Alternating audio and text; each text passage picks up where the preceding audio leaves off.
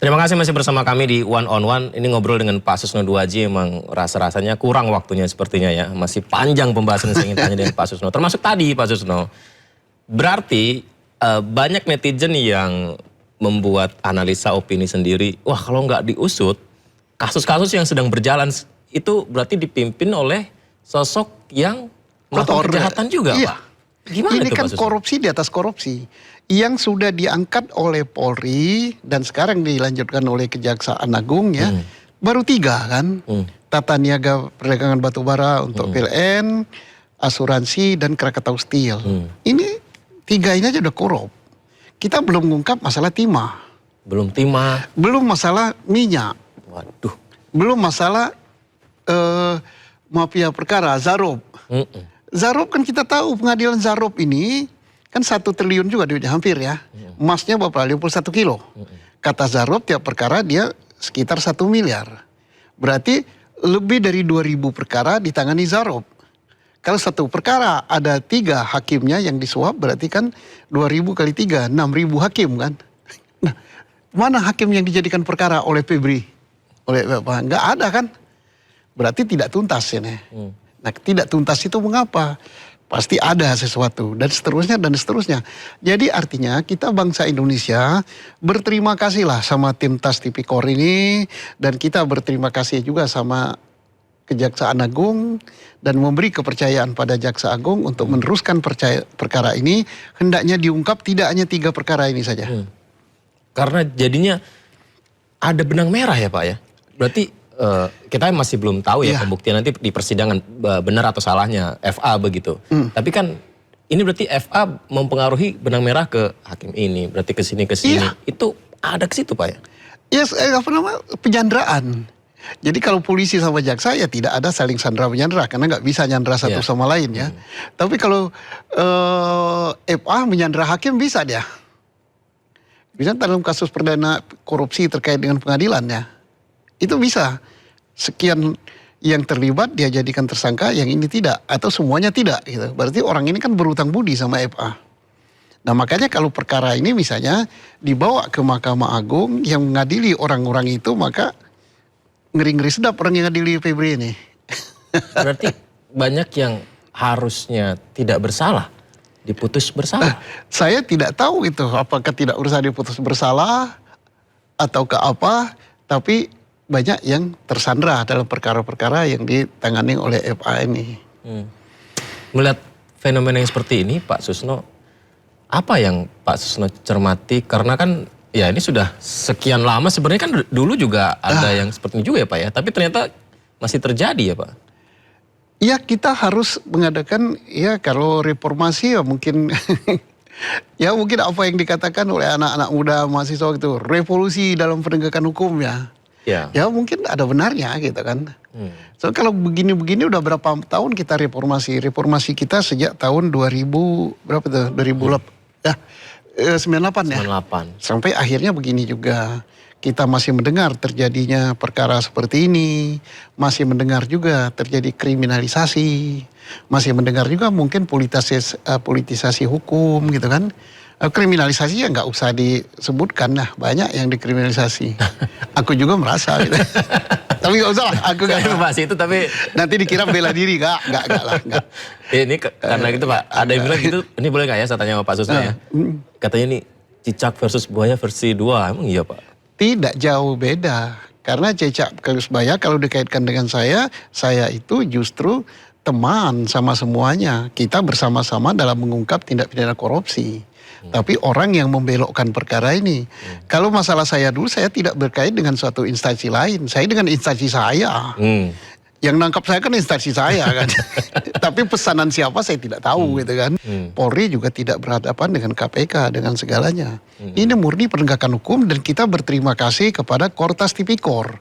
Berterima kasih kepada Polri dengan ini terungkap semua misteri itu.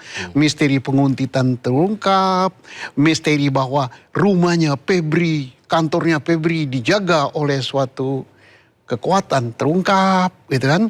Misteri bahwa penanganan tindak pidana korupsi, ada korupsi juga di situ, terangkat juga ke permukaan. Mari kita berbenah, kita berpikiran sehat, kita positif thinking pada jaksa kita, pada hakim kita, ini supaya diproses dengan bagus, jangan main-main lagi. Karena apa? Kita sebagai rakyat ini udah lelah melihat tontonan kayak gini.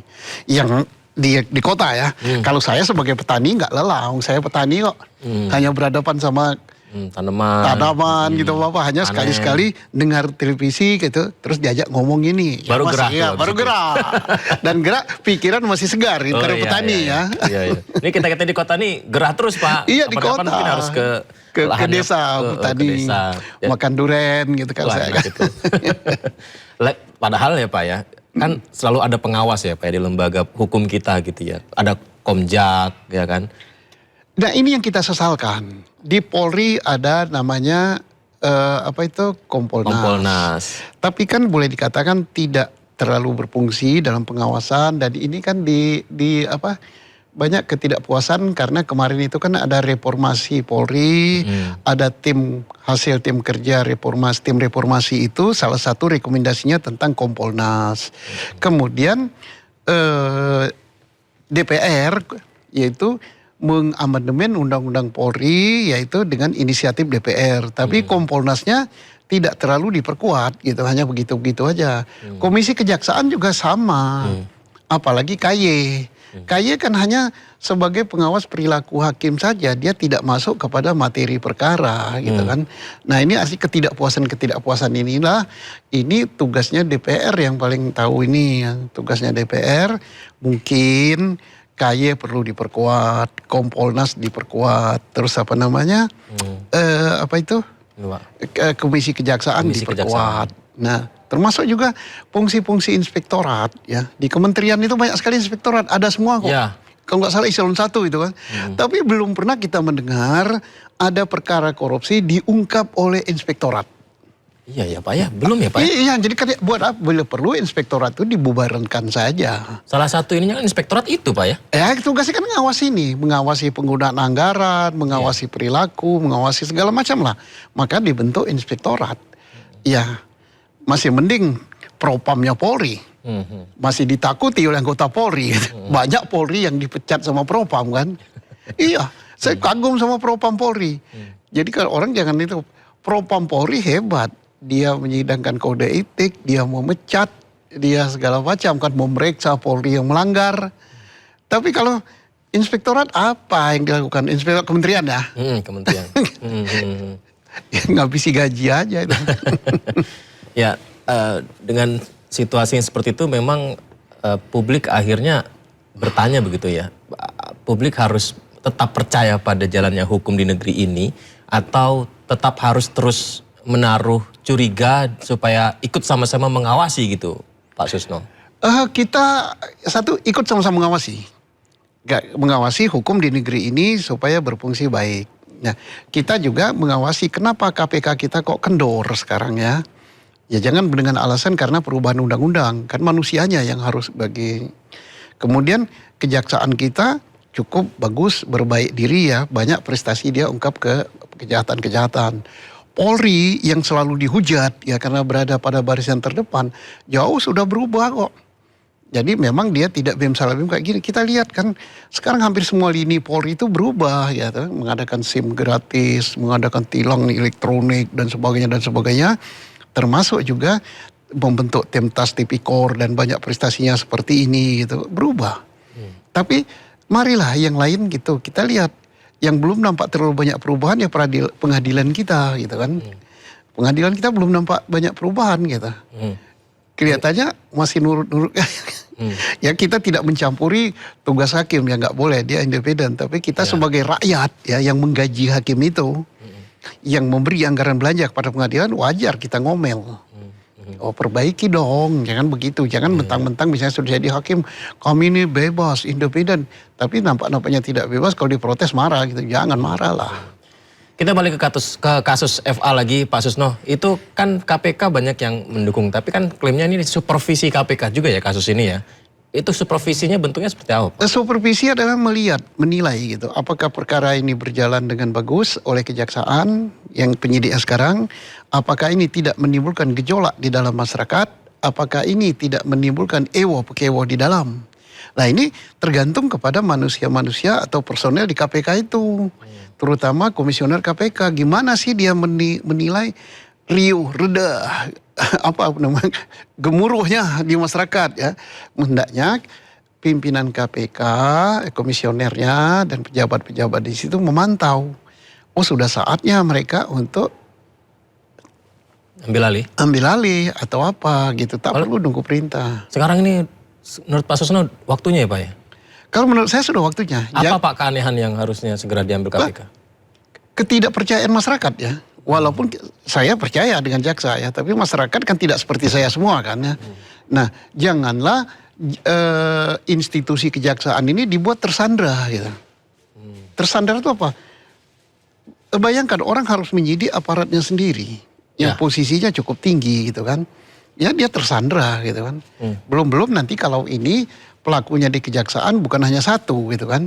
Tersandra kan kasihan gitu. Harus menyidik teman sendiri sebagainya. Ya perasaan ini harus ditangkap oleh KPK. Oh waktunya kita take over ini, kita ambil. Ya. Tidak perlu nunggu kejaksaan hand up gitu begitu pasang bendera putih. Ya kalau kita kan positive thinking dan percaya kejaksaan tidak mungkin akan mengorbankan reputasinya dengan kasus ini. Tetapi publik tidak percaya. Nah ketidakpercayaan publik dan kerasa tersandraan dari institusi kejaksaan hendaknya direspon oleh KPK. Jangan sampai ada sekarang cemoohan ke KPK. Kasihan kita. Wah KPK sekarang litoy. Wah KPK sekarang mojok. Ya kan? Mojok. Iya. Wah KPK sekarang bisanya hanya OTT yang hanya receh-receh gitu. Ya jangan begitulah. Kita tidak mau institusi negara, institusi penegak hukum kita dilecehkan. Kalau Don Rito ditahan, FA tidak ditahan. Ya. Itu termasuk sandra atau tidak sandra Pak? Ya ini salah satu rasa ewo-pekewo ya. Salah satu. Iya. Apakah KPK tidak memantau ini? Tapi apakah ya tidak harus selalu ditahan Pak? Tidak selalu. Tidak harus selalu ditahan. Kemudian ada banyak pertimbangan lain. Tetapi kan suara masyarakat harus juga didengar. Karena yang memiliki kejaksaan itu, yang memiliki Polri itu, yang memiliki KPK itu rakyat. Rakyat. Yang gajinya rakyat. Dari pajak hasil keringat rakyat. Loh, Anda sebagai karyawan di sini ya, di stasiun ini, setiap gajian malam dipotong loh itu duitnya. Pasti dipotong. Dipotong oleh perusahaan ini, yaitu sekian persen dari gaji kita itu dibayarkan pajak. Pajak itu adalah untuk membiayai orang-orang itu. Penegak hukum kita, TNI kita, Polri kita, hakim kita yang katanya bijak bestari itu. Delalahnya ada yang menyalahgunakan uang itu lagi ya Pak ya, ada oknum sedih. Ya. Termasuk saya walaupun di kebun jangan dikira saya nggak bayar pajak. Kopi yang saya panen itu, kemudian saya tumbuk menjadi kopi saya jual di warung. Warung itu kena pajak juga. Kemudian kalau kopi itu diekspor oleh eksportir, eksportir kena biaya ekspor, kena pajak juga. Lagi. Nah pajak itu bukan eksportir yang bayar, dia ke pemasok. Pemasok kemana? Kepada petani kopi, yang harga kopinya mestinya 1.000, karena dipotong ini, tinggal 800. Jangan dikira yang bayar eksportir, bukan. Kita ya Pak. Petani yang begini ini, nah itu harus diingat. Dimana bumi dipijak, di situ ada pajak. Jangan dikira, oh yang bayar ini enggak, itu tukang ojek yang berkeringat itu. Karena dari kompartemen biaya ojek itu ada pajak. Nah makanya harus hati-hati pajak ini, pajak sekaligus kita nyindir pajak ya. Katanya pajak akan ditagih pakai tentara dan pakai polisi ya. Babinsa, Babin Kaptipmas. Zaman penjajahan aja, zaman POC ya. Nggak pernah nagih pajak itu pakai itu polisi Belanda, Kenil ya. Tapi katanya jangan dibesar-besarkan katanya. Enggak, tapi sudah besar sendiri kok usah dibesarkan. Enggak usah dibesar-besarkan, dong sudah besar kok udah bengkak. Ngapain nagih pajak kok ngajak tentara, ngajak polisi. Artinya kita punya hak untuk Protes, negaranya punya kita. Ya protes dong, kita nggak senang. Kesadaran pajak itu sudah tumbuh dari rakyat, tapi nggak usah ditakut-takuti dengan ngajak ini, nanti lama-lama ngajak preman. Ya. Baik, Pak Susno. Aduh, ini kurang nih ngobrol sama Pak Susno. Ini ada pertanyaan cepat ini, Pak. Jadi di sini ada dua pertanyaan. Iya, iya. Jadi Bapak tinggal pilih saja salah satu jawaban dari pertanyaan saya ini, Pak. Pak Susno, kasus ini akan berakhir di pengadilan atau berhenti di meja kekuasaan? Ada dua. Bisa dipilih salah satunya dengan alasan. Kalau ini jaksa dia benar-benar memegang omongannya, akan diperiksa secara profesional, maka perkara ini berakhir di pengadilan dengan jumlah tersangka dan jumlah barang bukti bertambah. Wah. Kalau jaksa tidak komitmen dan ada unsur-unsur politis atau kekuasaan yang masuk, maka perkara ini lenyap. Lenyap. Tadi yang Pak Susno bilang ya, ya. Kalau tersangkanya berhenti di dua ini saja, game over. Game over. Jadi harus ada lagi ya, Pak ya? Harus ada lagi. Ya? Iya, harus diungkap. Misalnya barang bukti itu bukan miliknya FA, lantas milik siapa? Jangan-jangan siapa ini adalah orang yang justru biangnya koruptor. Waduh. Iya bisa saja kalau bukan dia. Bayangkan FA saja bisa diperalat kan. Simpankan uang saya katanya. Misalkan ya. Misalkan. Yeah. Nah, ya, jadi orang dengan FA ini berkata bukan milik saya, orang bertanya besar. Kenapa ada di rumahmu? Kenapa ada di kantormu? Kenapa ada di KPM dan sebagainya? Berarti yang bisa memperalat dia kan pasti yang tinggi benar orang itu. Besar tinggi segede gajah gitu. Saya ada pertanyaan lagi Pak Susno. Ya. Ada Bapak pilih juga dua dan alasannya. Mana yang lebih berbahaya menurut Pak Susno? Yang pertama, koruptor atau penegak hukum yang ikut bermain? Maksud bermain itu bukan main padel ya. Bukan main padel. Kalau padel saya suka tuh. Jadi koruptor, penegak hukum yang koruptor, jadi koruptor. Ya jelas penegak hukum yang koruptor kan. Penegak hukum iya, yang kenapa? koruptor. Kalau penegak hukumnya korupsi di dalam perkara korupsi, berarti koruptornya aman. Berarti korupsinya merajalela. Tapi kalau penegak hukumnya clear and clean, maka korupsi akan habis. Iya. Jadi maling sangat berbahaya kalau penegak hukumnya yang jadi koruptor. Jadi maling teriak maling? Maling teriak maling apalagi sudah dia tidak ketahuan aja, tidak berteriak aja bahaya, apalagi berteriak. Mungkin apa ya kesimpulannya, tapi tetap ada harapan kan ya Pak Susno ya? Ya sebagai pemilik negara kita wajib gitu optimis ya. Soalnya kalau nggak optimis kita stres, lama-lama mati ya. Kita harus optimis, ya paling tidak lama-lama nanti tangan Tuhan yang turun. Kalau tangan Tuhan sudah turun, ya kayak gini kan tangan Tuhan yang turun ya.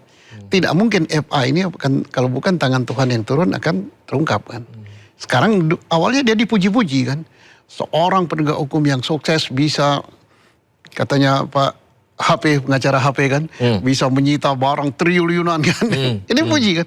Ternyata di balik pujian itu, dia ternyata gawat gitu. Ini tangan Tuhan ya Pak Susno? Tangan Tuhan. Tidak ada yang akan bisa ditutupi. Kalau tangan Tuhan sudah turun, tak ada satu kekuatan pun, tak ada satu jabatan pun bisa menghalang. Hati-hatilah. Baik, luar biasa. Pak Susno, terima kasih banyak Pak. Nanti boleh kita undang lagi ya Pak ya? Siap. Terima kasih banyak Pak. Menarik sekali pemirsa. Yang saya garis bawahi, Pak Susno bilang kalau tangan Tuhan sudah bertindak, tidak ada satupun yang bisa menahannya. Semua akan terbuka atas izin Tuhan Yang Maha Esa. Terima kasih. Amin. Sampai jumpa pemirsa.